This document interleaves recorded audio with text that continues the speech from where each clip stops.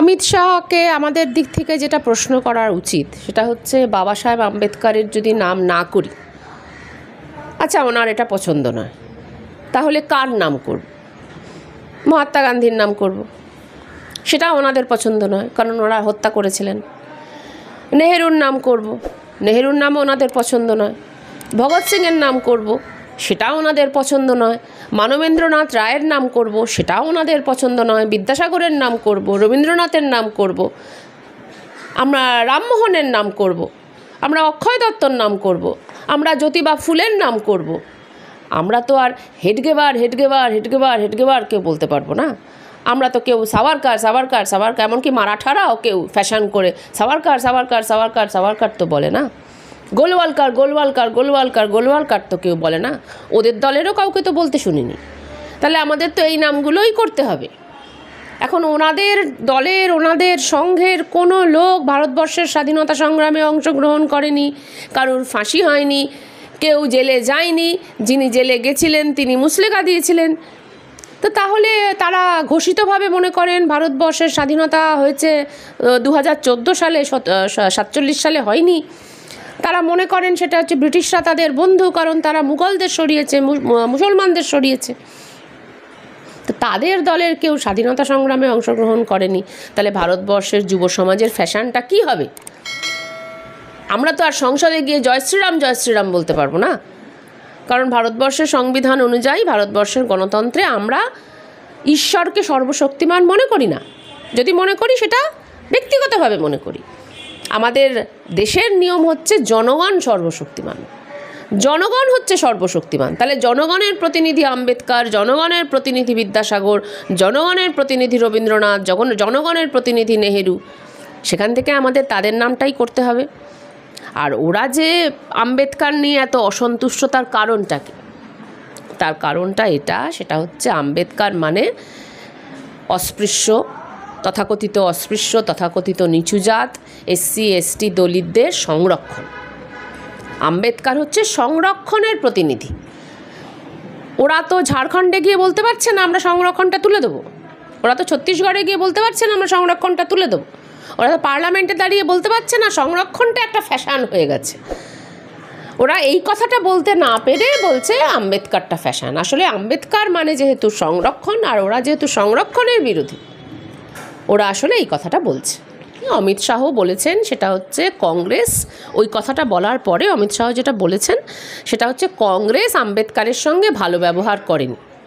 এটা বিকৃত করা তো নয়, আমরা তো জানি যে তাদের নিজেদের সমস্ত দোষ তারা কংগ্রেসের ঘাড়ে চাপায়।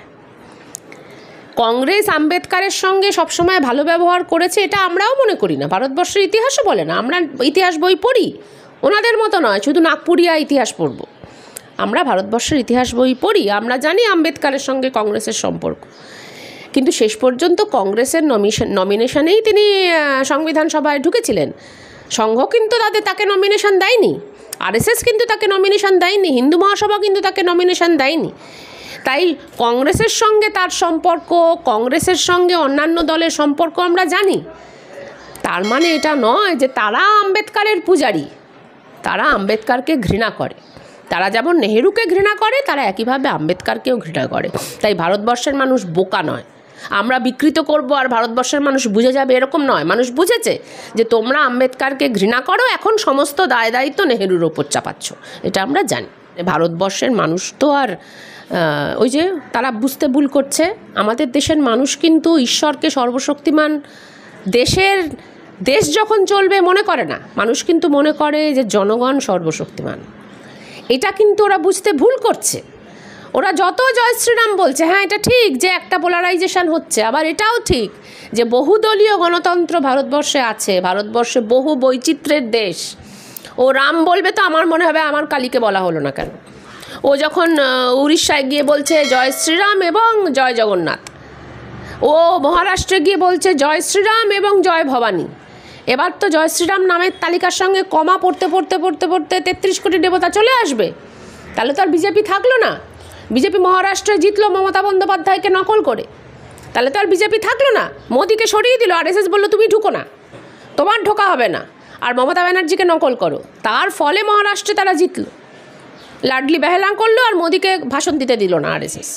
তাহলে কথাটা হচ্ছে যে মোদিদের তো বিপদে পড়েই আছে। ঝাড়খণ্ডে জিততে পারলো না, অমিত শাহ গিয়ে ঝাড়খণ্ডে বলছে যে না, তোমরা কিন্তু ভেবো না যে ইউনিফর্ম সিভিল কোডটা ডিপ্রেসদের জন্য হবে, মানে তথাকথিত নিচু জাতের জন্য হবে, তোমাদেরকে আমরা বাদ দিয়ে দেবো, আদিবাসীদের আমরা ওটা থেকে বাদ দিয়ে দেবো। তার মানে একেবারেই পিছিয়ে আছে। এই যে তোমার এক দেশ এক ভোট পাশ করতে পারলো না, ওরা তো জানতো পাশ করতে পারবে না, 2/3 মেজরিটি ওদের নেই, 2/3 মেজরিটি নেই। ওরা জানে এক দেশ এক, শুধু বিল পাশ করতে পারলো না তা নয়, আসলে বিলটা প্রযুক্ত করাও মুশকিল। আইন হলেও যদি ওটা পাশও হতো, যদি আইনও হতো, ভারতবর্ষে এটা কার্যকর হতো না। 60-এর দশক পর্যন্ত ভারতবর্ষে এক দেশ এক ভোট চালু ছিল, তাহলে ওটা বন্ধ হলো কেন? তার কারণ 60-এর দশক পর্যন্ত দেশে একমাত্র শক্তিশালী দল ছিল কংগ্রেস। তখন এক দেশ এক ভোট ছিল, একসাথে সব ভোট হতো, রাজ্যেও কংগ্রেস, দেশেও কংগ্রেস। এরপর কিন্তু আসলো সেটা হচ্ছে যে কংগ্রেস ভেঙে বহু দল হলো। এবার যেই বহু দল আসছে আর কিন্তু এক দেশ এক ভোট চালু করা সম্ভব হচ্ছে না। ওরাও জানে। এই যে কোভিড কমিটির রিপোর্ট, সেটা যদি তুমি পড়ো, তুমি দেখবে সেখানে স্পষ্ট লেখা আছে যে রাজ্যে যদি অনাস্থা প্রস্তাব আসে তাহলে কি আর ভোট হবে না? বলছে হবে। আশ্চর্য, কেন্দ্রে যদি অনাস্থা প্রস্তাব আসে তাহলে কি ভোট হবে না? বলছে হবে। তাহলে আজকে ভোট হলো, আবার 6 মাস পরে আরেকটা ভোট, তাহলে তো ভোটের সংখ্যা আরও বেড়ে গেল। অথবা তোমাদের প্ল্যান হচ্ছে যে অনাস্থা প্রস্তাব এনে তোমরা রাষ্ট্রপতি শাসন জারি করবে। এক দেশ এক ভোটটা আসলে রাষ্ট্রপতি শাসন জারি করার একটা স্টেপ ছিল তোমাদের একটা সিঁড়ির প্রথম ধাপ ছিল। তো তোমরা তো বিপদে পড়েই আছো। তোমরা বিপদে পড়েছো বলেই তোমাদের মুখ দিয়ে এখন ভুলভাল কথা বেরোচ্ছে। দিল্লি নির্বাচনে যদি বিরোধীরা একজোট হয়, বারবার বলছি কথাটা, যদি আগেও বলেছি, কেজরিওয়াল এবং রাহুল গান্ধী তারা যদি একসঙ্গে এক মঞ্চে বসে সভা করতে পারেন, ঠিক যেরকম উত্তরপ্রদেশে অখিলেশ যাদব এবং রাহুল গান্ধী একসঙ্গে গাড়ির বেয়নেটে বসে সমস্ত জায়গায় একসঙ্গে সভা করে হাত তুলে দাঁড়িয়েছিলেন, সেটা যদি দিল্লিতে হতে পারে তাহলে বিজেপি হাওয়া হয়ে যাবে। বিজেপি তো দলিত ভোট হারিয়েছেই, না হলে ঝাড়খণ্ডে ওরা হারলো কী করে? বিজেপি তো দলিত ভোট ইতিমধ্যেই হারিয়েছে। দলিত ভোট তো দলিত মানুষ তো বুঝতে পেরে গেছে যে তাদের নিয়ে কী ধরনের খেলা চলছিল। শেষ পর্যন্ত বিজেপি একটা ব্রাহ্মণ্যবাদী দল ছাড়ার কিচ্ছু নয়। দলিতদেরকে তারা মানুষ বলেই মনে করে না, হিন্দু তো দূরের কথা, তারা মানুষ বলেই মনে করে না। তাহলে তারা তো অলরেডি হারাচ্ছে। দক্ষিণ ভারতে কি দলিত নেই? অলরেডি হারাচ্ছে। উত্তরপ্রদেশে অবস্থা তাদের কী অবস্থা হলো, সেখানে দলিত নেই, বিরাট পরিমাণে দলিত। পশ্চিমবঙ্গে দলিত নেই, বিরাট পরিমাণে দলিত। মহারাষ্ট্রে তারা তো দলিত করে জিতলো না, লাডলি বেহেনা করে জিতলো, বিজেপিকে হারিয়ে দিয়ে, বিজেপি মোদিকে সরিয়ে দিয়ে জিতলো। তাহলে দলিত ভোট তাদের হারাচ্ছে, ইতিমধ্যে হারাতে শুরু করে দিয়েছে। নামকরা সাংবাদিক প্রণয় রায়, যিনি ধরুন বামপন্থী পরিবারেরই, মানে পারিবারিকভাবেও তিনি বামপন্থী পরিবারের অংশ, মানে অন্তর্ভুক্ত, দলীয়ভাবেও বা বিশ্বাসেও তাই।